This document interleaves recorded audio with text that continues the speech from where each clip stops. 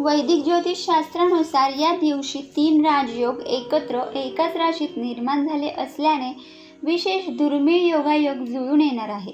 मिथुन राशीतील त्रिग्रही बुधादित्य व शुक्रादित्य योग काही राशींना या दिवशी प्रचंड धन व यश मिळवून देऊ शकतो. शिवाय लक्ष्मीनारायण योग बनल्याने माता लक्ष्मीची 3 राशींवर कृपादृष्टी असणार आहे. या 3 राशी कोणत्या ते पाहूया. वटपौर्णिमेला या 3 राशींवर असणार आहे माता लक्ष्मीची कृपादृष्टी. त्यातील पहिली रास आहे वृषभ रास. वृषभ राशीच्या मंडळीसाठी ज्येष्ठ पौर्णिमा किंवा वटपौर्णिमा ही खास असणार आहे.